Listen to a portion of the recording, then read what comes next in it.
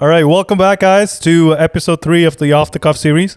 As you can see, we got a special guest here. He's kind of speeding up to put his coffee down now. Say something. I want to check your mic. Let's check your mic real quick. Testing. It's all right. It's not too bad. Maybe I can lift up the gain a bit more. Say something. Is it called gain or reach? Say something. Testing. That's better, right? That's much better. Maybe. Say something again. Testing. Damn, bro, you got a sexy ass voice. They're brothers, by the way, so I don't know what goes on there. Thanks for the clarification there. Yeah. I wonder if people ever tell, because obviously, so Lev's younger than me, but or Prabhdeep, but he has the ability to grow a beard, and I don't. I'm not blessed that way. You can't grow a beard. Yeah, no. So when we go out in public, Mm-hmm. people usually think that he's the older brother. Oh, okay. Well, he acts better than Yeah, you. like that, and I also act more mature. He's most of the probably time, so- wiser than me too. I won't argue that. Was he? I guess he has his moments, but I think sometimes he's wiser than me. We'll give him that. It's his first episode. Let's just bring him in easy, and then we'll then we'll get to the reality here slowly. Right. No, this is a real podcast. We got real right away. So what's the reality? Well, I guess if you're asking, I think he just looks older. That's all I'm gonna say. Cool. When are you going back to work? Tomorrow. Are you excited? I'm sure. I mean, I'm only going back for a week this time, so it's not too bad. Oh, okay. So Yeah, I guess that's not too bad then. how often do you usually go for? Usually it's 2 weeks on and then a week off, and then I'm back for a week. But yeah. Oh, I see. When are you going to work? I'm probably never. I've been working from home. Honestly, man, now that COVID is kind of like a thing of the past, Mm-hmm. people are starting to call everyone back in the offices now. Mm-hmm. And I don't want to go back to the office at all. Even on a hybrid schedule. Mm-hmm. It's some people are going back to the office for 2 days a week, and then working from home for 3 days. The thing is, my entire team is in Ontario, and there's a little bit of team in Vancouver. So I got no one in Edmonton here, right? So if anything, I'm more productive working from home. Mm-hmm. So I'm gonna try to milk that for as long as I can. He's the office is 30 minutes away. Wake up in the morning, take a shower, breakfast, pack a lunch. So when was the last time you showered then? Oh, I do shower every day, just to clarify, but it's Later in the day. later in the day. It's after a workout. Oh, I see. Because you would do the same thing, right? What's the point? So you go to the gym without taking a shower, is what you're saying? Without taking a shower, 100%. I guess there's nothing wrong with that. Yeah. Okay, so I used to shower before working out. I think there's this. You feel better about yourself when you look yourself in the mirror. So I would go back from work to the gym and then take a shower and then work out and then take a shower again. yeah, same with me. I like to take a shower before working out. I don't know. I just feel fresh. Just feels nicer to work out when you're feeling fresh, I guess. I guess that's the thing. I'm always fresh.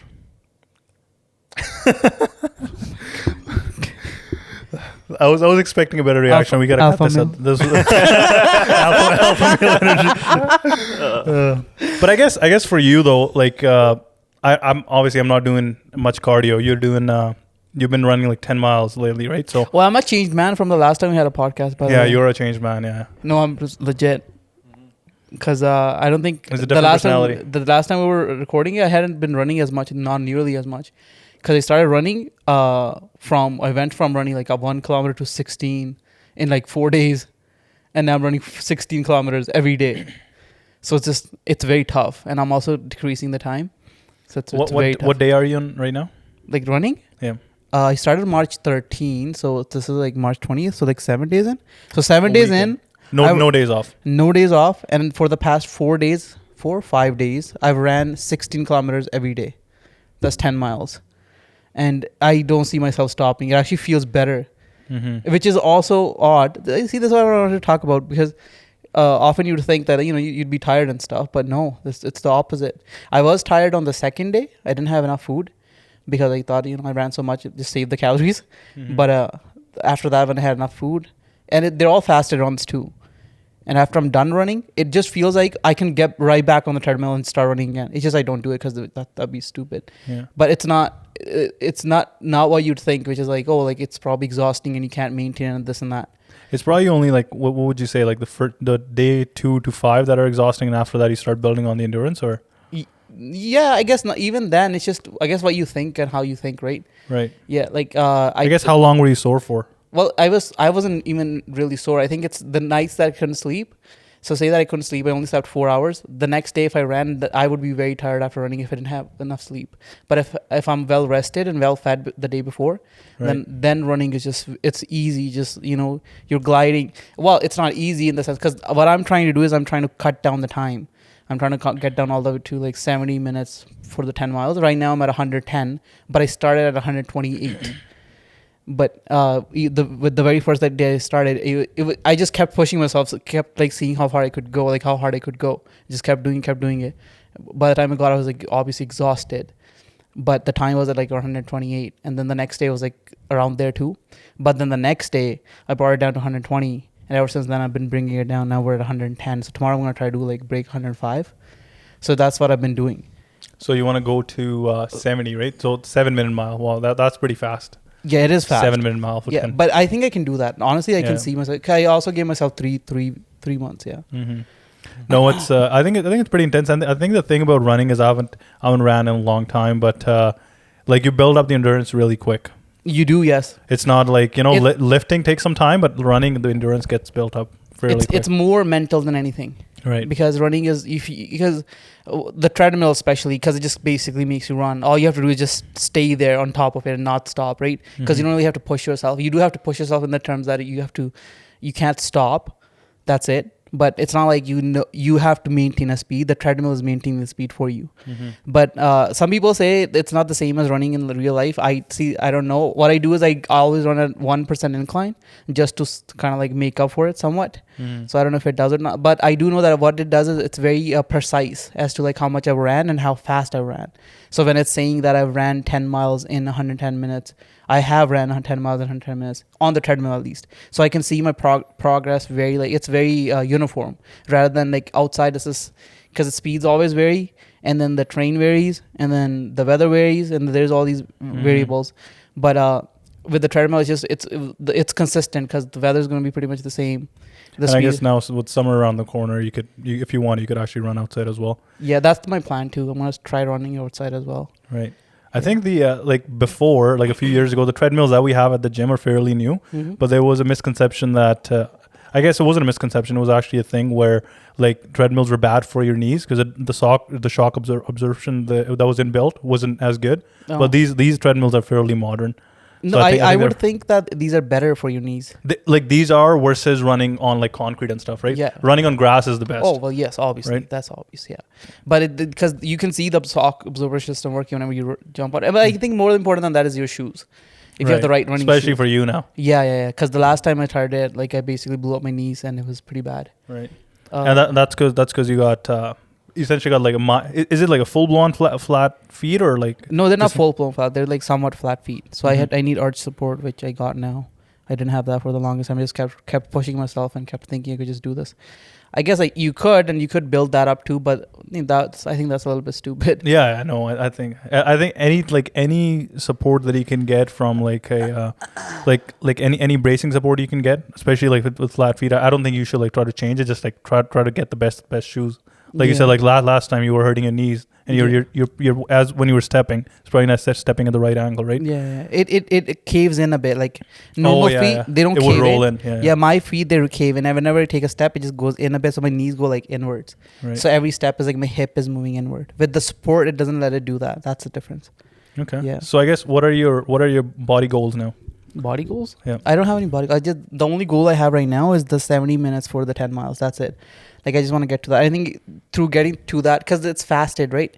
It's first thing in the morning, so the calories that I'm burning, I'm assuming it's all fat because I'm not eating anything. And even after I've done that in the morning, I don't eat any junk at all because I know how hard I worked in the morning. What does the average calorie count come to for that? Like around 1,400? 14 to 1,500 calories. Wow. Yeah. So those are calories that are being burnt right off the top. So those aren't like after having food or like, because after anything I eat after that is mostly just my maintenance calories. I even that I go less than. So I'm definitely at least like 1,000 calories in deficit a day, which is which is why I'm losing fat which so which rapidly. is which is pretty intense. But as long as you can maintain it, Yeah. I think that's great. And the other good thing is like you're still lifting, right? So Yeah. you're still retaining that muscle, or actually even building muscle, because we're progressively overloading. Yeah. So I don't know if have you noticed a difference in my strength? Would you say? Like honestly, I would have expected it to go down. Yeah. But the fact that you're actually able to lift about the same what you were able to lift before, Yeah. that is technically relatively that's a gain, Yeah. right? Because how much you're running. Because of the lack of the food as well, and carbs Yeah. and stuff like that too. And even if you eat more food, you're just burning way more. Like when a person is typically cutting, let's say if they weigh 190, 200 pounds, yeah. their calorie intake's around like 1800, 1900, depending on their BMI, right? Yeah. And if you think about it, you're burning 1500 in 2 hours, That's true. right? Yeah. So that's pretty intense. That is, and there's probably like it probably also speeds up metabolism for like things like for the rest of the day as Yeah. well. I'm sure there's other factors that go into it. I'm not gonna think too much about that. It's just mostly just about getting to the 70 minutes of 10 miles. That's my biggest goal. Like whatever kind of body fat percentage that puts me at, and this and that. I guess I'll try that the cuts thing that you mentioned. What was the thing called? Yeah, that's animal cuts. Animal cuts. Yeah. I'll try that. I think it'll help. It'll help me reduce my body fat a lot more. Mhm. So I think I'll do like that for like a month or so. I think it's so I know people that have taken that product before, but what it is typically they say like when you get closer to if you're like 30% body fat, it'll still help, but it's the most optimum when like if you're around the 15 to 20% body fat. If you get back in that range and then you start taking that product, it gives you that edge. Like I told you guys like those eight different capsules that like they work on different types of fat burning strategies. There's a water reduction. There's the thyroid complex, metabolism boosters, right? So as we talk about this, see, this is the supplement thing. This is very complicated because a lot of people, they have a lot of supplements and they take a lot of supplements, but they don't have the push. So that's what we see most often. Mhm. And so that's where like the question comes in: what's more important, the supplements or the person doing the work? I think 100% person doing the work. Yeah. I think that's the thing where people get we always talk about like people like plan everything out so perfectly, Yeah. and they don't start executing. Like Yeah. I think like you've done, you've started executing now. You're already starting to run, Yeah. right? And now okay, you know what? I've already got this locked down. I got my goal set, which is 70 minute for 2 mile or 10 miles. Now I could actually, let me factor this animal cuts in and see how that helps me. Yeah. See, I think that should be like a adder rather than the first thing, right? it's like the video that I made. You get started on doing, and then as you start doing, through your mistakes is what you start correcting them, and it's being like, okay, now let's correct this, let's supplement this with this supplement. It's rather than first buying the supplements and then thinking I'll start doing this eventually, let's take Mhm. the supplements first. And I think that's what most people do. Most people, they tend to buy the supplements and buy the stuff first Yeah. before they start actually doing the thing. I add like there's so many people that post a stories like I got my full stack. I Yeah. got like 3 whey proteins, pre-workout, post-workout, creatine, fat burners, BCAAs, L-carnitine, like everything. Yeah. And like what the fuck? Like they'll go for like a week and then like okay, well Yeah. I don't have time. But I think that's an extra kick that you need, which helps. But I think getting the mindset right and just start doing it. That's step one, right? Yeah. To do is also like, I don't know if you watch my videos. I was talking about like why people I don't haven't watched start a it. single one of them. Man. No, I watched all of them. Those are the last ones I made, the last few that I made. Like on the ones you post on YouTube, right? Yeah. I did. No, I was talking about like why people don't really start, and like why don't like people don't have enough reasons. You know how I was talking about my reasons as to why I'm going to start doing this stuff, like why this stuff is important to me. Like change one aspect of life and then other aspects follow, and make sure that you're working hard in like at least one aspect of life, which is say fitness right now for us. Like we're all three of us actually are working hard in fitness, and I'm sure this at least builds principles of like doing at least a fraction of the same amount of work in Mhm. other areas of life. That's why like success in those areas also follows.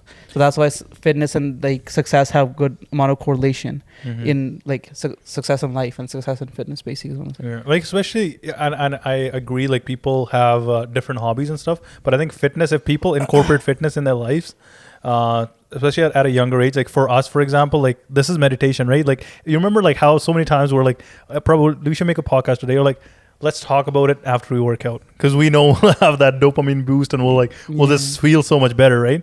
And I think like for me for the longest time, like I'm past that point where it's about I want to look a certain way. Yeah. It's more about I want to feel a certain way.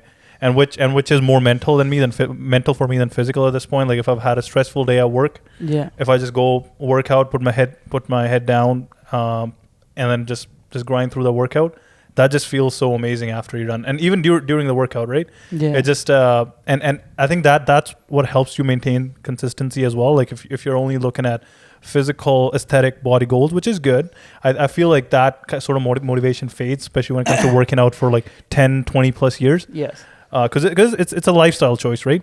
So like you need to get to a point where it's actually integral in your life, where obviously I think it helps you mentally, and like you said, it translates into your other phase of, like, if you're doing business, Yeah. right, or if you're just at work, just the big stress relief.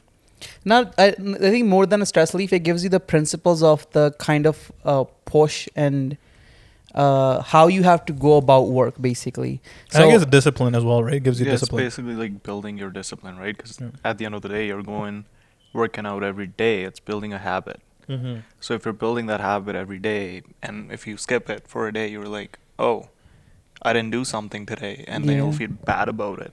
Mm-hmm. And I feel like that also kind of like you guys are saying, right? It translates over to different areas of your life too, because now you have this habit, so you're almost like disciplined to do this every day. So you kind of like start thinking about other areas of your life where you're like, oh, so I'm doing good at this, and I've shown myself that I can commit to something and do this every day. So maybe I should also try to improve this part of my life. Yeah, 100%. And I think, like, what you said, what it also does at the same time, it builds self-belief, and it heightens our self-esteem. Yeah. You're like, okay, actually, you know what, I can do this. Like and like, I think the biggest thing is, like, probably seen that quote, like, everyone can do the right thing when people are looking, but it's hardest to do the right thing when you're the only one in the room and you're the only one that knows. But once you get to the point, it's like, I know, that's all that matters. I know I cheated. And I think that's what that helps you build as well, right? That happens with me a lot with running, because on the treadmill, it's easy to put your feet on the sides and it keeps going. No, I'm serious. It's so easy to just put them on the side and just keeps going. It'll keep counting the distance. Yeah. And then you could put it as high as you want. So at the end of it, I could still take a photo of it. Like, look at how fast I did. And I've never. You know what we need to do? We need to actually show up with him a couple times. You should. I've never done that, because actually what I'll do. Just set a GoPro like on a tripod and just check the video. So what I'll do is I'll like if I'm trying to, I'm really tired, I'm trying to slow down, and I just want to like quickly stop. I'll put one leg on the side and the other is still on the thing, but I'll right away press the button so that it doesn't go too far off of. Mm-hmm. And plus, like, I have my watch on all the time, so regardless of whether it counts it or not, my watch is gonna see it anyways. It knows, Yeah. I mean, it's also kind of like a way to do HIIT training on treadmills as well, right? Because a lot of the times, instead of just going to 6 miles per hour or whatever, if you want to do like HIIT training, you could go 11 miles per hour. So you can run that for like 1 minute. And then quickly stop. And then instead of like stopping the treadmill, you can just jump off, put your feet on the side, and then take, a minute break and go back in again for a minute. But HIIT training is different from the endurance, like the long distance training. Oh yeah, for sure. Because long distance is, HIIT is like spurts of it. They're like doing sets. Mm-hmm. They're like doing a weight set, which takes a spurt of energy, but like doing 10 miles of like constant running, that takes like more of like it's more. I think it takes more discipline, because it's boring. It is. It's very boring, and then like you're just you can't stop, and there's multiple times you're like, okay, I'll just stop for a bit. Yeah. And like I guess you get to a point, and like obviously, like I said, I haven't ran in a while, so I kind of remember what that feels like. But like the runner's high. So you must get to a point around like, I don't know, mile 5, mile 4, where like, holy fuck, I can run forever. And then like after like a few miles, you're like, oh fuck, this is hard. And you like, does it like come and go? There's waves, yeah. There's waves. There's waves. It's initially the hardest. Like the first 3 miles are the hardest. Mile 4, 5, 6 are easier, and then around mile 6, 7 is when like I feel the high of like I can just keep doing this. But then after that, it's just mile 8 and 9 and 10 are easy, because those are like I can see the ending, so I can just keep I'm just basically ending it, so I might as well end it fast. Yeah. So like you said, you got back into it after a long time now, right? Yeah. So did you like experience any sort of like pain in your shin, like they call it like shin splints? No shin splints. No. I had my calves were very sore, but in my knee I had some like sore knee pains, but I knew it's a muscle, not really like anything to do with the bones here, Mhm. because I could just feel it wasn't that kind of a pain, and I decided to just keep pushing through it, whatever I felt. See, this is another thing I want to get into. When you set a goal, or when you tell yourself that I'm going to do this much, when I get on the treadmill that like today, this morning, I told myself I was going to do it in 110, break 110. I broke it. I did it in 109, so which is good. But when you tell yourself that, like, how now the question is, which parts do you listen to that your brain is telling you, like, oh, this hurts, that hurts, too fast, you're dying, this and that? Like, when do you when do you draw the line of, like, now it's actually physical pain which is hurting me, versus, oh, it's just my mind being a little bitch? So I think, and I think we both will probably know, because we've read the book You Can't Hurt Me. Like, the actual barrier where you work out to a point where your body starts to break down is so far beyond what you can imagine. Yeah. Like, your body is always in, like, because the way we have evolutionalized, I guess, is like we're always in like the flight or fight mode, right? So Yeah. it's like, oh, fuck, like it's starting to hurt, even though you probably still got another 50 miles to go before like anything like irreversible happens, right, to your body. That's why that's why I really like David Goggins, and that's what I always think about. The fact that he was never running, and one day he just got up and he did 100-mile race, and without any training or anything. He was like a weightlifter, like he was a big heavy dude, and he just did 100 miles. And at mile 70 is when he was all broken, basically, when he had to start taping himself, like taping his legs up and stuff, but he still got to the end. So that tells you that, like, someone like him could do 100 miles. So that's why I never really stop myself from, like, if I tell myself, like, tomorrow I'm telling myself I'm going to do 105, right? To break 105. No matter how much pain I feel, no matter what I feel, I know that I can do it. Like, it's just, if I don't do it, it's at the end of it, I'll know I'm the reason that I didn't do it. It's not because my body hurt or I don't have this nutrition, that. Because even if I didn't have enough food today, even if like my legs hurt, whatever it is, there's no reason that I can't do 105. I could probably even do 90 if I really. It's just because mentally you have to, like, keep pushing yourself higher mentally. Because he calls it callousing your mind. Because ultimately your body is fine. Our bodies can push far beyond what we think. But it's just the mind that's very soft, and the mind is just keeps pushing you back and making you think that, oh, you can't do this. I think, like, for regular people like you and me, like, unless we're like super athletes, regular people, like 99% of people, don't have to ever worry about their body giving up before their mind gives up. Yes, not at those levels. Like, we're not gonna go do triathlons. Like David Goggins, obviously, like he's how many times did he do the? I don't know how many times he's done it. No, like I was gonna say, what's the marine training? How many times did he have? 3 times. 3 times, right? Like, so he's like a at this point, he's trained his body and his mind that he's like a superhuman, right? Mostly his mind. The biggest thing is the mind. Right, but that's because the body, he's often in rehab and stuff. Like, he's often injured. He's often not running. But it's his mind that's become like the super calloused brain, where when he starts doing something, he doesn't stop. He just keeps going. That's just how he is now.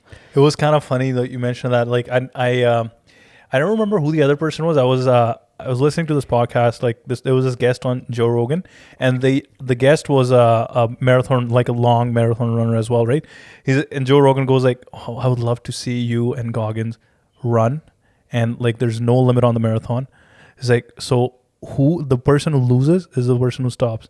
He's like, he looks at him, he's like, no, one of us is gonna die. And which is so true, like, because the people think, you know what, that just smack talk, but like I don't know that guy that much, but I know Goggins. Like, Goggins, like, you know what I mean? Like, the mindset these guys have, they will either like severely injure themselves or like be unconscious before they stop, right? See, the thing is that it's not that he had this is where, like, a lot of people, like, would hear the stuff and they'd go wrong, because we assume that this guy has this mindset, because he even in his book, he's got the whole story of how lazy he was. He used to work as a cockroach. He used to spray for cockroaches. Yeah, he used to spray for him. Yeah, that's like pest control. Pest control. That's what he used to do. And but from that point to what he is today, he says that it's been a process of callousing his mind, pushing himself further and further and further. From, like, it's just, and he also has a lot of, like, childhood trauma that that he's already, like, built a lot of resistance against adversity already, and then on top of that he's practicing every day to callous his mind further and further. That's what I admire about him the most, and that's why I say the whole thing of like running like is something, it's mostly mental, and that's what he does. He just runs a lot because it's mostly mental. He understands that like the more he can push himself and he can keep pushing, because the brain, as he says, that we only use 40% of our capacity usually, and we're thinking we're at 100%. Most people, when they think they're at 100%, they're usually around 40%, what he says. And that's why when I first ran the first day, I ran up to 5 kilometers in 3 miles. And I think I actually remembered his thing. He was like, people plan to do 5Ks. He's like, people are so soft that they're planning to do 5K. They're going to go run a 5K someday.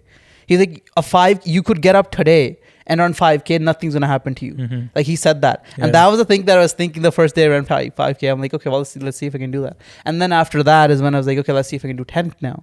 And then I was like, let's see if I can do 60 now. And now I was like, okay, 16 is good. Now let's bring the time down. That's how that went for me. And I'm sure still I'm not hitting nearly as close to like the levels that he goes at. And like I aspire to be like him, to have my mind be so callous, like, you know, like you can keep pushing yourself and you don't have to stop. Right. Yeah, no, 100%. I guess, Lev, what are your, because I know like you just started like lifting seriously over the last like 8 months or something, right? Before we get into the answer, let's reset it. Yeah. All right, we're back. Yeah, no, so that's good. I guess that's like your journey, what you're doing right now, and what your goal is. So like I know, Lev, like you only started lifting heavy and like actually progressively overloading over the last like 7-8 months, right? Yeah, like end of November, really. Right. Okay. So what are your what's your goal for this summer and the years to come? Like, are you like I know for me and you, like we probably can do endurance runs, but we just don't like doing endurance runs. One thing we're looking forward to is like once the weather clears up here in the next few weeks, we'll start biking a lot more. Yeah, that's endurance. That'll be fun. You have to push yourself there too. Yeah, but I guess it's like more fun, right? Like running on a treadmill. Yeah, running on a treadmill is when you actually need to like fucking build some mental fortitude and like, fuck, I need to push through this. Yeah. But yeah, so like I guess that would definitely help us cut a little bit. But like, what are your like? Do you want to like maximize your strength over the next few years, or you want to like get to a point and then just like start cutting and getting leaner? Because like you're only 24 right now, right? So I know, yeah.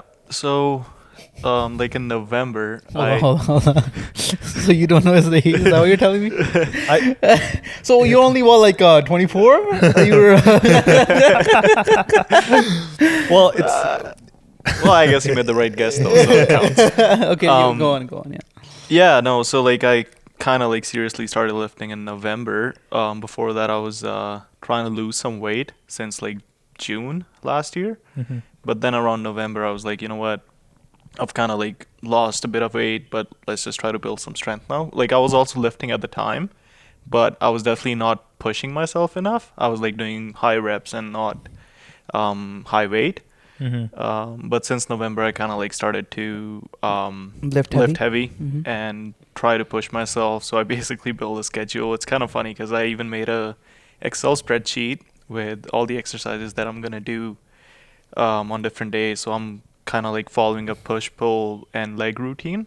So basically try to progressively overload, and that's what I've been doing since November till like a couple of weeks ago now. And then I kind of stopped that, and now I'm focusing back on losing some weight before summer.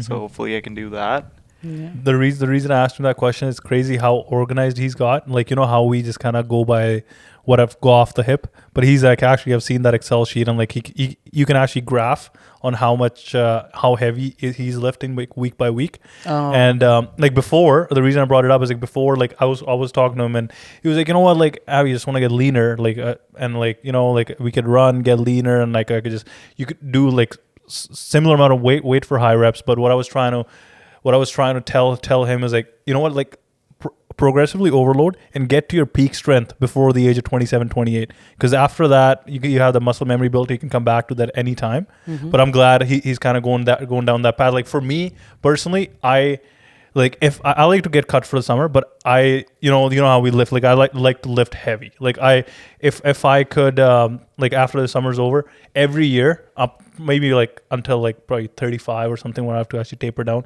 I want to lift like I want my PRs to go up and higher and higher and higher, and actually get like a thicker cut every year, right?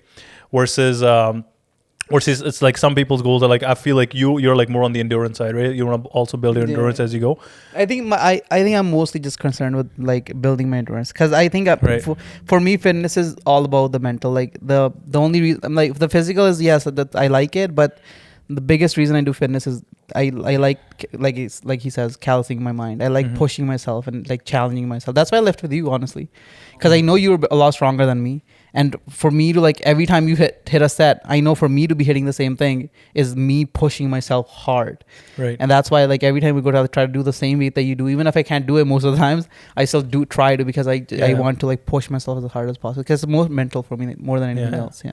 Yeah, no, for sure. Yeah, and same, like it's kind of mental for me when I hit my PRs. Yeah. Because then it's like, and like obviously it's summer, it's a little bit harder because you're trying to cut. But every bulk cycle, like if I'm hitting 315, the next year I want to hit 355. I want to get to 405. Like that's what gives me motivation to keep going at it, and that's what gives me that like after lift like adrenaline rush and like and the pump. Yeah. But like running is good, but like running for me, I feel like it'll taper off after a little while. No, for me, I've been running for a very long time. Right. I started running when I was like 8-9 years old. I would just be outside. Like it started from, those fire hydrants in neighborhoods. They have those fire hydrants. Yeah. I started with running from one fire hydrant to the next, and then walking from that one to the next, and then running to the next, and then it became 2 fire hydrants, and then it became 3 fire hydrants, and then that was like your interval training. Yeah, that's why that is literally how I built it. And I was like 8 or 9 years old then. Right. That's why I started. Now it's been obviously I get back into it and get out of it and stuff. But running is something that it's,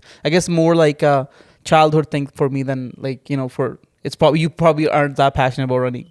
That's what I'm trying to say. No, I haven't. Have you played a lot of sports growing up, or No, just running. just running? Yeah. Yeah, cricket we play a little bit, but that was not too much. That was like one season, like 5 years, something like that.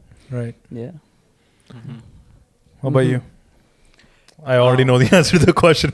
Just trying to carry it No, over. it's okay. You should. No, yeah, yeah, Prabh wants to build his endurance and all that too, right?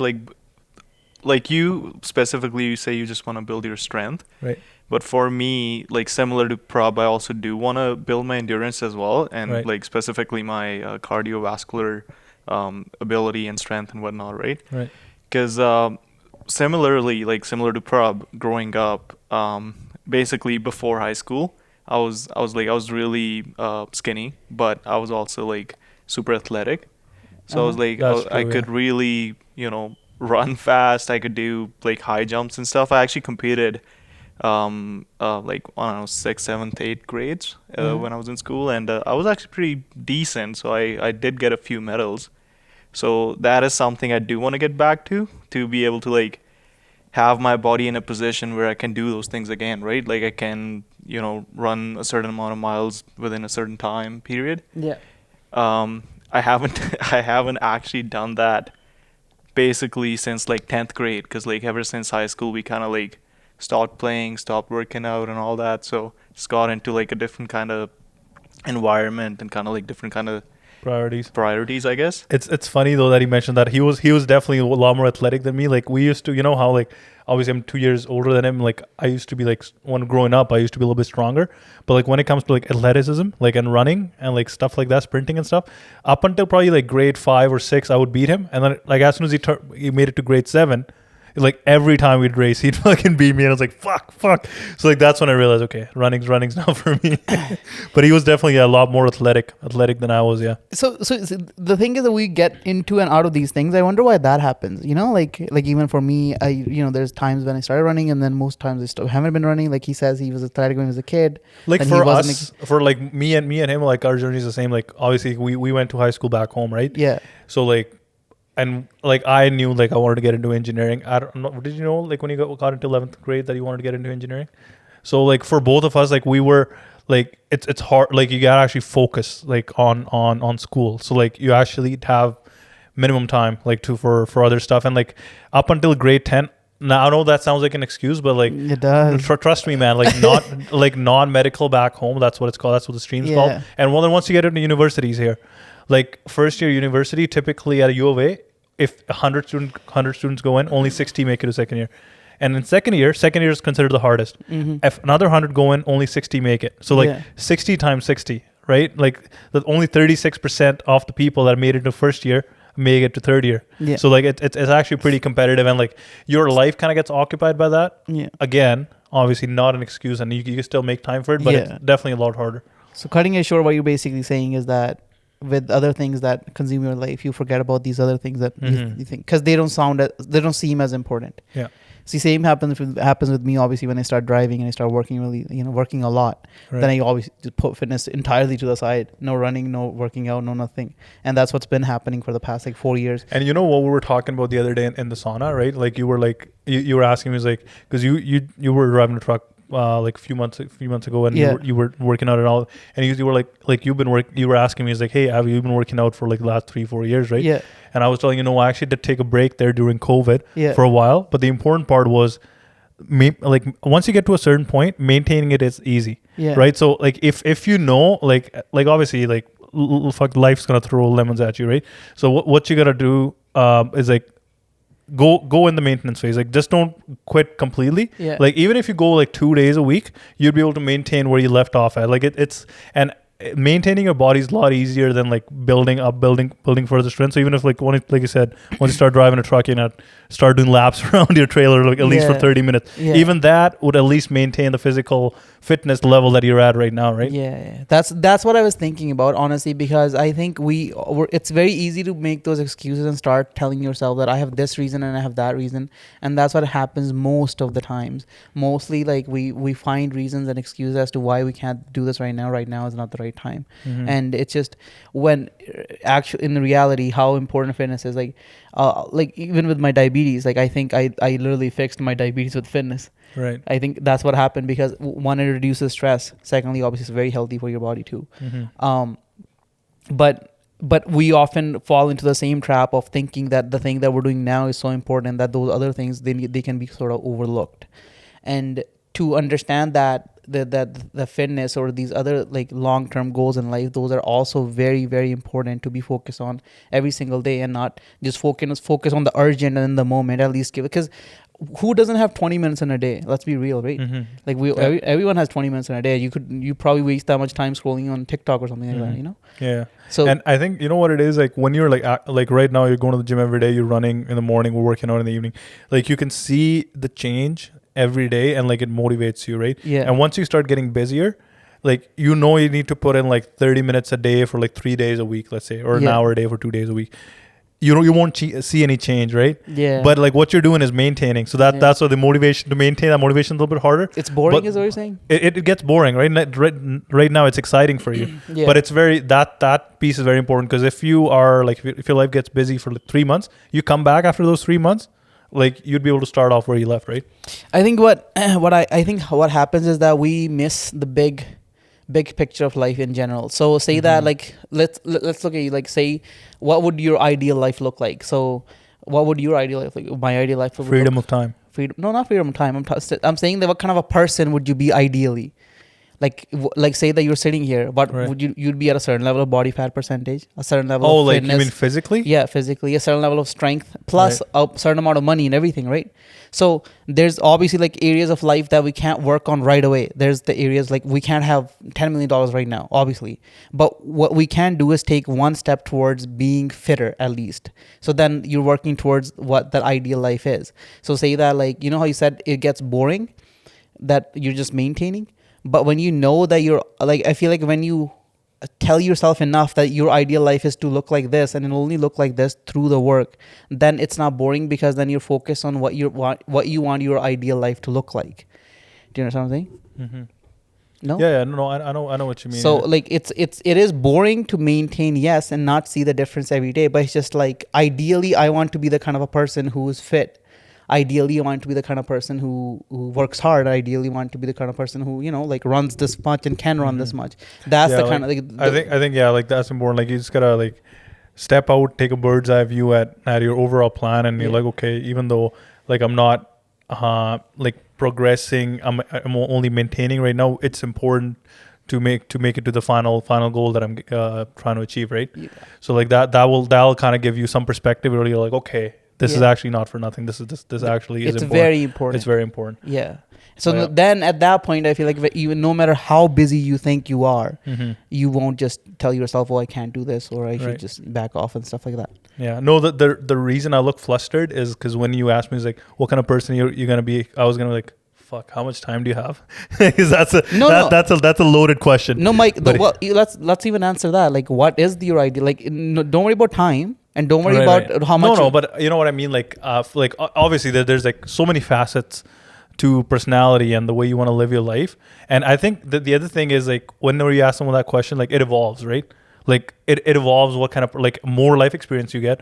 You're like, oh, you know what? Actually, I wish I could also do this. The older you get, so I think it's a moving target. It's not like at 20 years old, this is exactly what you want to be, what you want to do. It evolves, right? But I think if I were to like just put it in like a generalized basket, obviously, like I think this could be for like a lot of men, or like you want to be fit, right? And like and when I say fit, like also have cardiovascular endurance as well, which is important.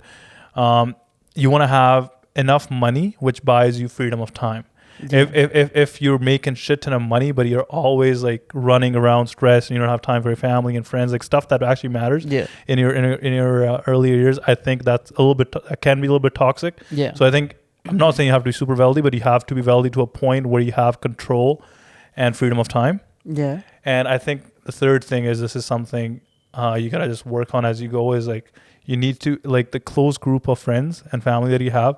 You need to make sure you spend enough time with them, and you need to maintain a happy, content family life. You know what I mean? Which can obviously, when you're like driving towards your passion, sometimes it could kind of get neglected, and it's hard. And that's something honestly I didn't have that realization probably until like a year ago. And I'm just seeing like my parents are getting older, and I'm just seeing like there's some friends that I've like disconnected from. It's very important sometimes you need to take a step back and make sure like you have a very wholesome family life as well, right? You know what I mean? Like the people that like your closest group of friends, your family obviously. So like and the way you do that is actually making them a priority, right? So there's so many times that you'll see, okay, I need to do this. This seems so important in the moment, but really, is it that important? Is it important enough for you to like cancel this plan that you had, the vacation plan that you had with your family? You know what I mean? Yeah. So I think that needs to be a priority, and you can't, when you're like trying to figure out if you should do this or that. A lot of times, and this is human nature, what people do is, oh well, fuck, that's like a $500,000 deal, right? And obviously, this is like a little bit of an extreme example. It doesn't apply to me because I don't have $500,000. Versus, I need to cancel this family vacation for a week, right? Yeah. So like I think you need to like balance it out properly, and you need to prioritize your family a lot more, especially as you get older. What I was asking you was, what would your ideal life look like? You don't have to worry about how much money or this or that. Like it's just ultimately, like, what do you want your life to look like? I'll tell you my case. But like, what I mean by that is that, like, say, like a certain level of body fat percentage, like, oh, I want to be lean and I want to be active and I want to be healthy. So you're asking like what are physical? No, all of it. Physically, right. I want to be lean, active, and healthy. Mm-hmm. The people around me, I want people around me that are happy being around me, and that like I have a whole bunch of good relationships around me, whether that's with my family, with my friends, with my significant other, or like in the future if it's kids, like with them it's a good relationship. Right. With money, there's no lack of money where if there's things we want, we can't afford them. Right. There's no such thing like that. It's just things that we want, and we want to lead a happy life. There's no lack of money. Right. Now, how that comes about is you can decide that later, and you can figure that out later. But like what I'm saying is that it's just ideally this is how you want to be, right? Like right.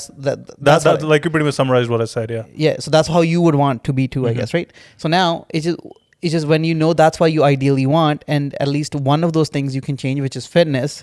You right. can do that right now by doing something for 30 minutes or even like 45 minutes. Right. And you're getting closer to that ideal life, at least in that area of life. Everything else I feel like sort of would also fall in place as time goes by, as you're living at least one aspect of your ideal life. That's what I was saying. Mm-hmm. Yeah, I know what you mean. Like that's something you can get control on right away, right? Yeah. Yeah. The other stuff like if you're having like And I think the other thing you can get control on right away, is family as well, and caring about people. Yeah. Like I think the only thing you can get control on right away, which it will eventually happen, is your financial and time freedom, which you'll work through. Yeah. But your family and your fitness, Yeah. you can start that from day one. Yeah, that's true. You don't have to wait for that. Start being more caring towards each Yeah. other. Yeah. Do you have anything to say, Labu? No, I just agree with what he just Okay, I thought you were gonna go somewhere. Yeah. So I guess I'll like to take this moment that Labu, I actually care for you. I know it might not seem like it sometimes. That's awesome. See, this is I'm starting at that point. this is good. I like this. Yeah, day one. Day one. Day one. And Lo First time he's ever said that. Lo was like, fuck, day one came after 24 years. See, now you're building a good family life. Now you're working towards your ideal life. Ideal life. You should write a book, Prabh. The Ideal Life. Honestly, I feel like I'm gonna write a lot of books. Start today. Day one. Day one. Yeah. Actually, this is awesome. Why not? Like, Why not? Yeah, why not? Honestly, even if you start with like just one paragraph, right? Yeah, you're starting Just something. the introduction. Yeah. You're doing something. Yeah. Just one step towards it, I guess. Yeah. See, that's like, I don't know, I read it somewhere, like, and you were kind of saying it too, right? Like, you can find 20 minutes to do what you want to do, like, towards your fitness or anything. But yeah, you can do that with basically anything, like any of your goals, right? You can take that one tiny little step. Yes. Like you're saying you're lately getting into meditation, right? Yeah. And you want to do that.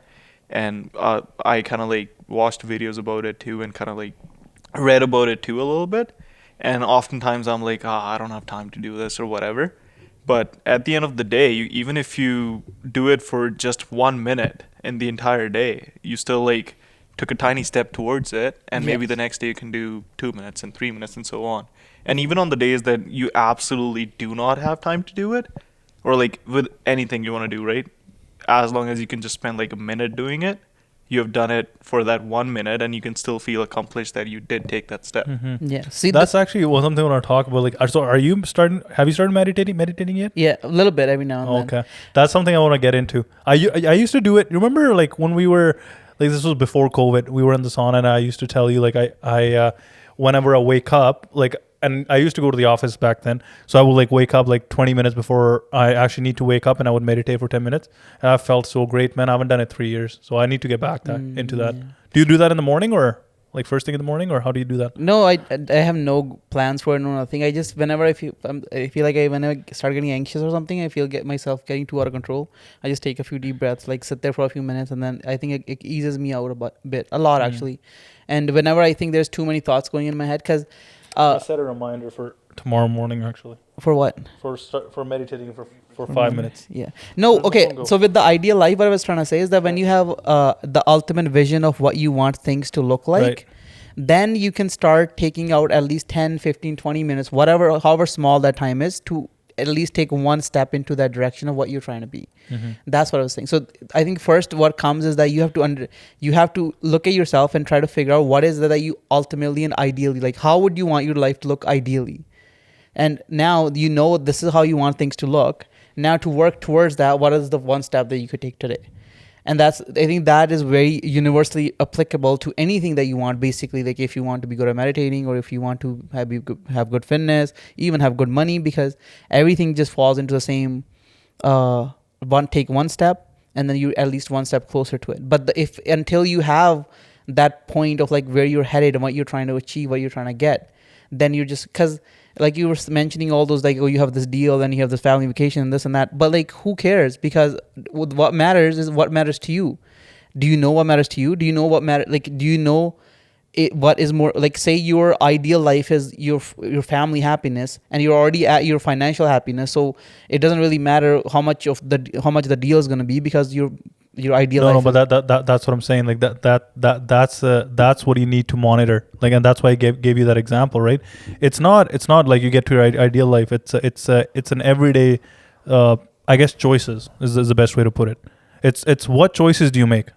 How do you make sure that once you get to that ideal state, that you're maintaining that ideal state? And the only way you make sure you're doing that is like you're given enough time to your family.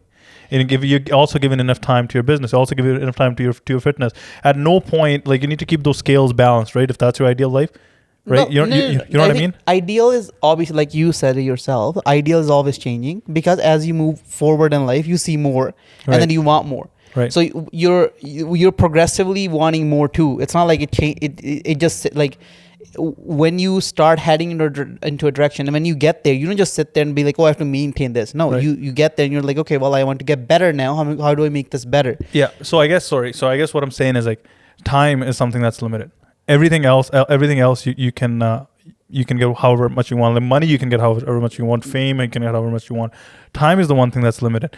That's where it becomes tricky. Where like you were just saying earlier, like, let's say you already have financial success, so like you got to start prioritizing the family. Yes, that's what you should do. Yeah. But would a person do that? Yeah. Like, or would he get greedy, or not greedy, or I guess it's like, would his sight just get like fogged up with like different priorities, and he actually won't even realize it because he's like looking at it too close and not taking a step back and looking at the whole big picture perspective. So that's what I'm saying. Like, it's the trick. I feel like the more successful you get, it's harder to balance the family and the fitness aspects. Family is probably the hardest, and I think that's something that you'll have to constantly work on it and give him time. But then Especially again, then you use the word, the more successful you get. Mhm. So what is success?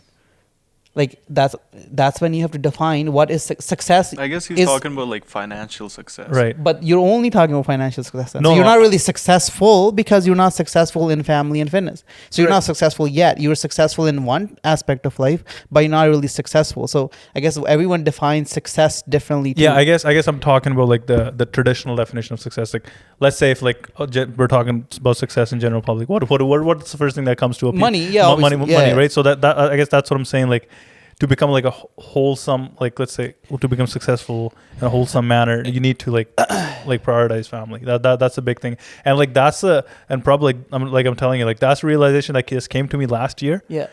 And like, it's always in the back of our head, like, you know what, family is important and spending time is limited. Yeah. But at some point, it just becomes so apparent, like, I'm always talking about this, but how am I implementing this? It's very important. So now you realize that family is important. Family is incredibly important. What happened to make you realize that family is important? No, I think what he's saying, he always knew that. Yeah. But now he's actively taking steps to kind of like make sure that he is giving family more time, right? Right. Because Oh. at the end of the day, we all know family is important. So you just realized that you Like, need to start. Like, I think it just, to be honest, what it is like when you see your parents growing old. That was the biggest. Oh, that's That what was the biggest trigger for Mm. me. I was like, holy shit, my mom looks Yeah. so different from the last time I saw her. You know what I mean? That's the biggest trigger. It's like, holy fuck, what am I doing? So like, I think, and as you grow older too, Prab, like that's the one realization that everyone gets, and I've heard this from a lot of people. Yeah. That fuck, like, I need to spend more time on family. I guess Everything we else are can really come. caught up in the worldly Yeah, stuff. we get so caught up. Yeah, We stop. We look outside so much we forget to look inside and see what's going on. yeah, and what's really important, right? Yeah. Yeah. Also, like, because I feel like we're all at that age too, right? Like, mid-20s or whatever. Yeah. Because everyone's becoming an adult and everyone's trying to do adult things, get your life together and all that. And it's easy to kind of like lose sight of like how you're treating your family or if you're giving them enough time or not. I Because you're see. always focused on, oh, I need to get this done, this done, this done, this done, and then I have to be here, then I have to do this. Like, you're trying to follow your plan Mm-hmm. to kind of like be like, oh, this is where I want to be in life, and to do Mhm. that I need to follow these steps. Mm-hmm. But then you could start neglecting like other things in life, for example, your family, right? Mm-hmm. And- So that this puts a question in my head. How we were talking about faith? Mm-hmm. Like we talked about it in our Think and Grow Rich podcast. We Right. were talking about how you have to have faith in what you are doing, and it'll yield you the results that you want. Right. So when we say that we're trying to attain all these things, when we become adults, we're trying to get all this stuff, and we're going to do this and that and this. So whatever it is that we're trying to attain, this quote unquote level of success that we're ultimately trying to work towards, what if you just live with a sense of faith that you will get that, and you just know yourself deep down that you will get that you are working towards that. Mm-hmm. And then from that state, can you maybe focus more on other important things as well? Or would you say that like when you're in that faith state, you would just be so busy working still? Or So like, how in the faith state, he talks about like affirmations and like self-suggestion sort of auto-suggestion stuff. Yeah. I think part of those auto-suggestions also need to be your wholesome goals, like your fitness goals and your family goals. And I think like I think that is like the path to success. Like the, you know, like Think and Grow Rich that we all talk about, that's the path to success. Yeah. But I think the way you're setting up those goals, Yeah. you need to like Also consider what would make your life wholesome. like wholesome, right? And Yeah. that needs to be your affirmations too, and those Yeah. need to be like your faith points, right? And that's what I was getting to, that I don't think we need to think that, oh, like one thing takes away from another. Like we've been talking about that thing as well. It's not necessary that we keep saying that, oh, like giving family time means less thing here, because sometimes with the right mindset, with the right beliefs, with the right amount of faith as well, things sort of complement each other. Things They do, but like there's a building phase initially, yeah, where some things do take from another. That's just a reality of life. There's a building phase initially, like when you focusing on certain things, yeah, and it's okay. Like if you know it's only short term, it's okay. yeah. But I'm just saying, like, never lose sight of that, because a lot of people do, right? Yeah, give me a second again. What we're talking about there, one thing I want to get back at is, like, you know how we were talking about like Lavu was talking about like the repetition habits. You're reading this book called Atomic Habits right now, right? So Yeah. that's the next one I'm gonna read. Like it kind of talks about like those theories in that book as well, right? Like you know how you were saying, like, you know, we always go for the big changes, but in Atomic Habits it tells you to start with the small step. Like you were saying, like you start with like fitness today, right? Yeah. So do you want to Well, I haven't like finished the entire book yet, but like so far, basically what kind of like the author goes over is, or like the main thing kind of like he talks about initially, is how everyone has goals. So like basically any person you talk to will have some sort of goal. Like, hey, I want to be here in my life. I want to achieve this, this, and that. And those goals are oftentimes common, like between someone who's already a millionaire and someone who's aspiring to be one. Mm-hmm. So what the author is saying is, if all these goals are like the same between a person who wants to be a millionaire and a person who already is a millionaire, Yeah. goals can't be what you want to have to be able to kind of like get there. You know what I mean? I don't know if I'm like explaining this right. to be honest, you lost me in the last part there. So go the goals. Say that again. So I guess what he's trying to get at is like everyone tries to make goals, Right. but instead of like making goals, you should have a more detailed plan laid out of like what are you gonna do every day, instead of just having like The this process? final. I guess Oh, yeah, okay, the okay. process. So like you need to like break down the process a little bit more. Okay. yeah, instead of just having like this one big target that's like sometime in the future. So basically an organized plan, like a rough plan, Yeah. rather than just a simple like goal. Which makes sense, right? Like I think you start out with a zoomed out view, which is called, this is what I want to get at. Okay, now zoom in a little bit. This is what is it going to take on a monthly basis to get here. Zoom in a little bit. What is it going to take a weekly basis to get here, right? And like you detail it out, right? I mean, like anything, you want to achieve anything, you want to build a car, let's say, right? Yeah. Like you need to like zoom in. So I guess what that book is trying to teach you is like sometimes when like people make goals, like this is what I want to achieve, and they're like, okay, this is what I'm gonna just gonna get. Like it's important to like break it down, I guess. And one thing, it probably seems more achievable because like you know what you need to get at every month or every couple months, every quarter, right? And also it probably like ingrains the plan deeper in your mind, and also like it's more actionable. It's more like, let's say I want $10 million in 3 years. Okay, what's your actions? Like if you break it down, it's actionable, right? Yeah. This is what you need to get at. I I think the only thing though, the only caveat, which I think we're both are thinking, correct me if I'm wrong, it doesn't have to be perfect. Yeah. It just has to be laid out. Yeah. Because you know how Think and Grow Rich talks about, don't spend time perfecting your plan, execute it. I still believe that. I think that's important. Yeah. But I think breaking it down and making it perfect are two different things. Yeah. It's important to break it down so you know what actionable items are, but yeah, it doesn't have to be perfect. Like just act on what you have broken down, and you're gonna get the inspiration, and you're gonna change the plan as it goes, right? Yeah. Well, I mean, I don't know if I can speak on like achieving financial goals yet, because I haven't achieved any.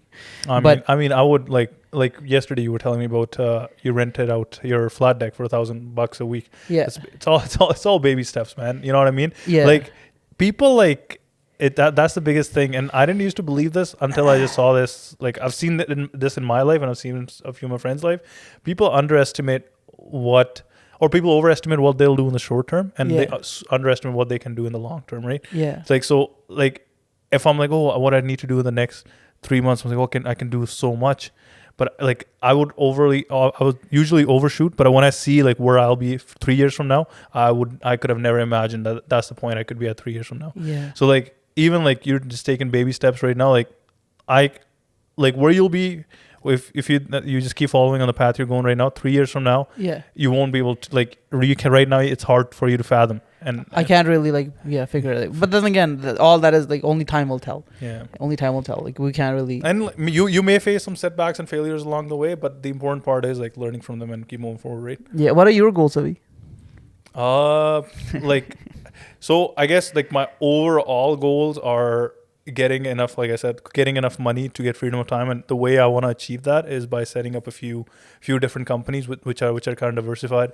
What I want to do right now, particularly, I'm like obviously I have this job, so which I'm probably gonna like honestly, but until a point that I have money, passive income that's at least twice as much of what I'm getting paid right now on a monthly basis, I won't quit this job. And the way I want to build that passive income is I want to do some I want Consulting. like consulting and geotechnical consulting with one of my buddies, and invest in real estate. And like I just want to dip my toes in it and see what it's like. What I really want to do is like flip properties, but I don't have experience with it. But I have a few friends that would partner up with me, like 2 other guys, and we'll probably. I'm just waiting for this market to settle down a little bit. Now this is kind of the short term plan, and then probably buy a property and flip it over and see how. Even if we break even on the first 2, I'm good. At least we get the experience. We start to know the trades. Like I know 6 electricians now, 8 plumbers. And I know how the drywalling works, and I know what are the big misses. You know, a lot of times when you like flip a house, a lot of times I've seen where like the city comes in for an inspection. They're like, oh, this conduit needs to be 4 inches deep into your stud. It's only 3 inches. You need to rewire the entire house. Holy shit, $15,000. Yeah. Right? Like those are small things that you'll learn. Yeah. And like I've actually kept a journal. I think I've called it, like I'll share it with you after. I've called it learning from other people's mistakes, because I don't remember who said this, but someone said this, and I just heard probably on a podcast or a video or something. And I think it goes like, it's anyone can learn from their own mistakes, but it takes a wise man to learn from other people's mistakes. Yeah. So like since I know on a like renovate and or flip houses, anytime I talk to people who have done that in the past, or they like speak out loud, because that's the one thing people like love to share. I believe, like especially super successful people. Yeah. So anytime I hear what are the big like key items to look for, I always make a note. And like this was one of the big things, like anything that like a city inspector can get their eyes on, make sure that thing is done to like the highest quality, even if it costs you extra $3,000 or $4,000. So your goal is to flip houses. That's one of it. That's flip houses, invest in real estate, have a consulting company, and eventually I wanna buy some land as well, like an acreage. When you say have a consulting company, I could go right now, register a company, title it Prabhdeep Singh Consulting Company. There you go. We have a consulting company. No. So I guess I did like what I'm asking you. What is your goal? No. Here's the thing. Like I don't. So it's a geotechnical consulting company. Yeah. The reason is like it's just getting set up right now, and I don't want to go in the details of what it is, because it's very technical and it's very engineering based and very specific, right? But I guess like what my overall goal from what I'm just telling you right now is having multiple sources of income, which will eventually give me freedom of time. I see. And you don't have freedom of time right now? No, I don't. I don't have freedom of time. Like tomorrow morning I got to work. I got to wake up at 7:30, and if I don't feel like it, too bad. I have to. What do you mean by you have to? Because I need to get paid. What if I don't get? What if I'll get in shit if I don't wake up tomorrow morning, right? I have some meetings I got to run tomorrow morning. I see. So you believe that you don't have freedom of time? I know I don't have freedom of time. Do you believe that he doesn't have freedom of time? I agree with him Yeah. You do? I see. I guess why do you think what's your point of view on this? Well, my point of view is that I don't like. I think we all have freedom of time. You're choosing to get up and do the things that need to be done because of the lifestyle that you want to lead, and it allows you to lead right now. But I guess what I'm saying is goal, it's not like, I think so. This is what I'm saying, Prab. Like, it's not like I can just wake up tomorrow like I don't have to go to work. Yes, I can. I guess. The thing is, I'll probably get fired pretty soon if I continue on that behavior. Yeah, right? obviously. Yeah. And then what's that gonna happen? I'm not gonna have a monthly income. Yeah. I won't be able to sustain the lifestyle I'm sustaining right now. Yeah. What I'm saying is you need to build on it, and you can achieve freedom of time, which is for me like getting financial freedom will equal freedom of time, right? But it's like it's transitory state. It's not like a person, whatever their current state is, they can say I have freedom of time. It doesn't work like that. You can work towards it. But it does though. How? Okay, well, let's say that I don't like doing something and I just decide today right away that I'm not doing this thing anymore. Done. Now, the consequences of that would be my credit would be bad because I can't make payments anymore. I would probably be homeless because I can't, pay for rent. Say that I don't have any support from other places. But the thing is, as soon as you tell yourself that, you're going to start working towards other avenues of making things work in the way that you want them to work. But that's, I guess, so for example, like if I just say I don't go to work tomorrow morning, right? Yeah. I won't be able to pay the mortgage for this house. Yeah. I won't be able to sustain my credit card bills. Yeah. Just general lifestyle I have, the car I have, and everything, right? Yeah. So, with no support from anyone else, I'll probably be homeless, right? Yeah. If anything, that's gonna have an adverse effect on my motivation, right? You know what I mean? Like, I think what I'm saying is like, Not necessarily. The thing is, But even with what you're saying, oh, so you stop doing everything else, and then you'll be like, oh, I figured out I like to do this instead, and I'll start working on this now. yeah. But then you don't have freedom of time again because you're spending your time doing that to get the income. Yeah. You like doing it, but he's not saying he doesn't like doing his job. No, I didn't even say any of those things. All I said is that he says that he has to get up and he has to do that. I'm not saying that you have to do anything. You're making the choice of getting up because of the life that it allows you to live at this point in time. That's what I'm saying. I guess like I see what you're saying, but I guess what I'm getting at is like all these different plans, like I described to you in detail, which like different sources of income. I'm also working on this in parallel. Yeah. But the thing is, my job right now is a resource that allows me to work on these things. If I don't have my job, I'm gonna be in an adverse state where I'll be fighting to survive. I'll be fighting to find food for my plate, right? Which is gonna put me in an adverse state. But just to have my job, the reality is I need to wake up in the morning. No, yes. See, now you're looking at it the right way because earlier you were saying that right now you don't have freedom of time because of this thing that you have to do. Right. And now you're looking at it as you do have freedom of time, and with your time, what you want to do, you also need resources, and this allows you to get those resources so you could do the things that also need to be done. It's two ways of looking at it. Yeah, but like, so, but what it is like, so I guess I'm not sure if I was putting it in poor light in the sense where, like I hate my job and I have to go. Like I love my job. Like just to clarify that, I do. I feel like I'm very very fortunate with the job I have. Yeah. But what I'm saying is though, the reality of it is like not everything's sunshine and rainbows, right? The reality of it is that like right now, my job allows me to build these different sources of income that I want to eventually get at and I want to sustain.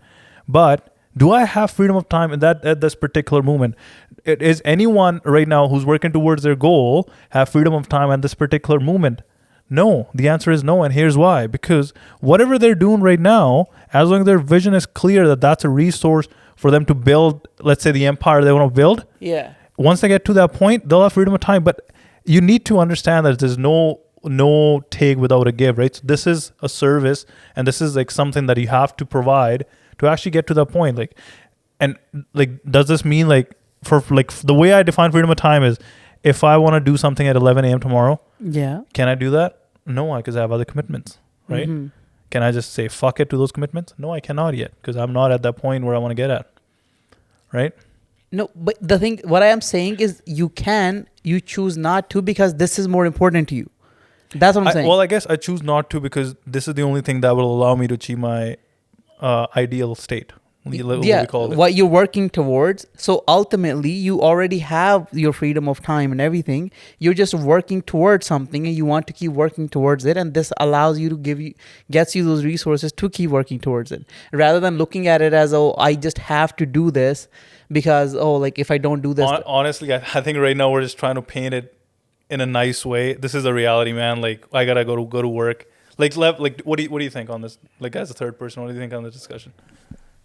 Well, I agree with you on this one that you don't really have freedom of time. Because I guess what Prabh is saying is that you have freedom of time because you have the choice. yeah, But does he really? Because, like, what if he wants to do something else tomorrow, yeah.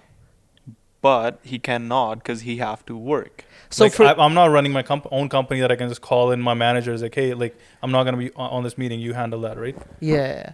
So you're saying that freedom of time would be for you that in that moment, whatever you want to do, you can do that.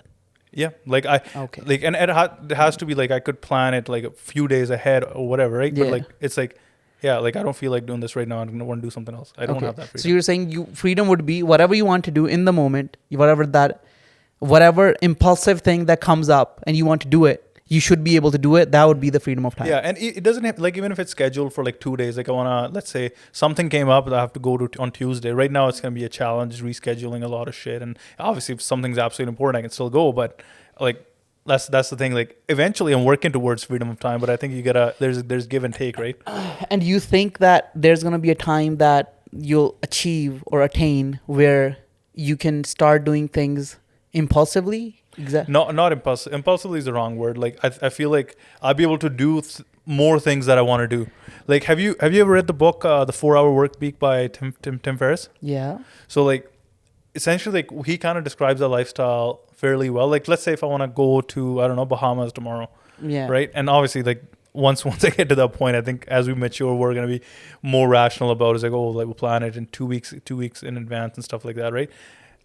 If I have my own businesses the way I want to set them up and like look all these businesses I've described are like minimum management businesses like real estate investments flipping properties once you have a system set right I want to get to a point where like if I want to be out and about for 6 months I can and everything else runs smoothly. That's what Tim Ferriss did. The 1 year I think when he wrote the book 2008 or something he spent 9 months in Tokyo and that was the 2008 was the year that he earned the most amount of money because he had his system set so well. Mm-hmm. You know what I mean?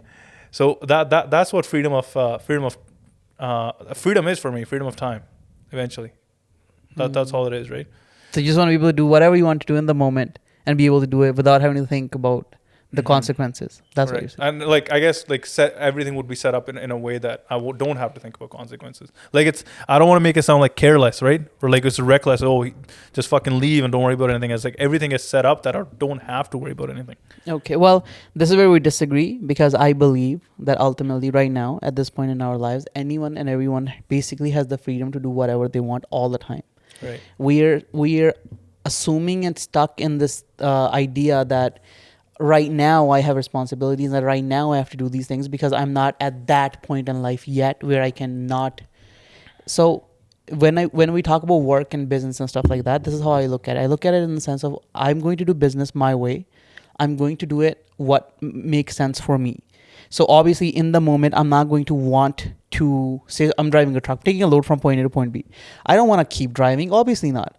Obviously I understand that this has to be done. This has to be delivered by tomorrow. But the thing is, I want to be the person who provides the service efficiently. That's something I want to do. That's not something I want to feel like I have to do. It's just because I want to build my business and be the kind of a person who does the thing that should be done the way that should be done. When we go to the gym, I don't have to lift the 45-pound plate, but I do it because that's what I want to do because of the person that I'm trying to become. Yeah. So I guess. I don't know. Like, so I'm not sure. Like, because I feel like what you're talking about freedom in general, as like versus freedom of time. Yeah. Because I feel like those are two different things. Okay. Because you do have the freedom to do whatever you want to do right now. Yeah. Right. Like, but freedom of time is different. Like how do you define freedom of time? So what is freedom? I guess what you guys are saying is financial freedom.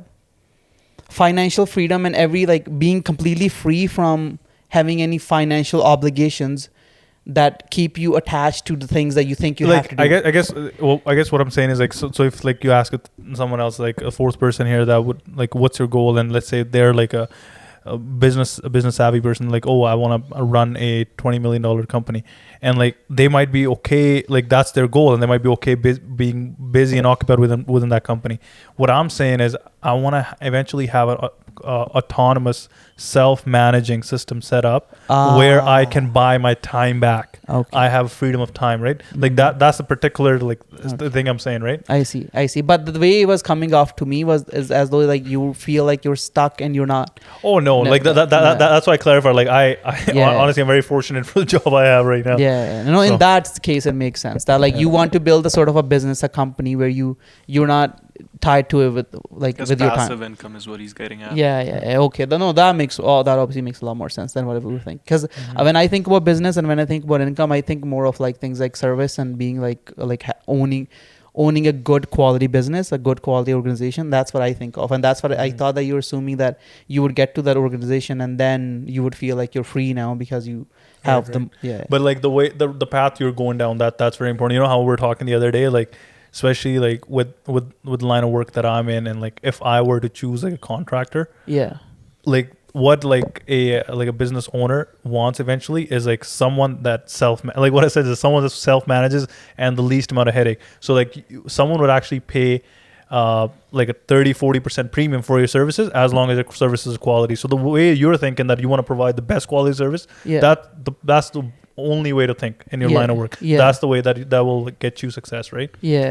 So I hope so. Yeah, because if I don't, it would be pretty sad.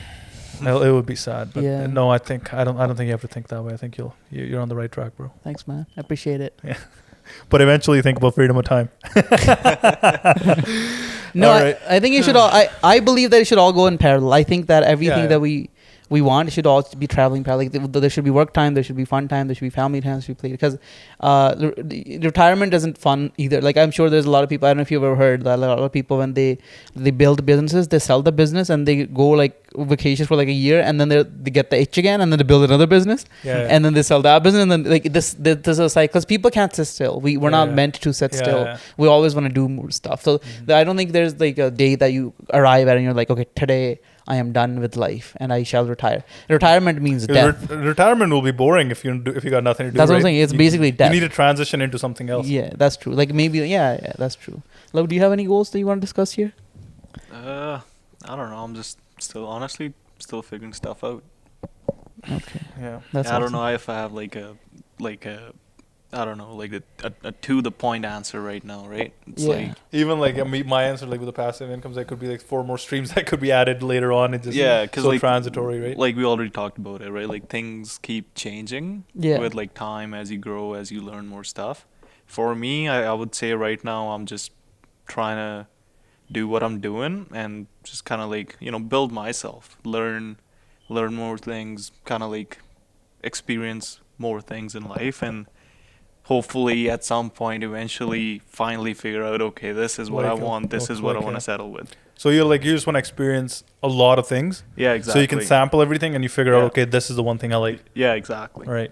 Makes sense. All right. I guess that's the what, an hour and a half almost. Hour and a half. All right, we'll wrap it up. Well, thanks for tuning in. And are we gonna? Yeah, we will still continue that. Think and Grow Rich. Yeah, we should definitely do that. Yeah, we'll be posting our first episode out here soon, and then stay tuned for the rest of the series. All right. Peace. Thanks, guys.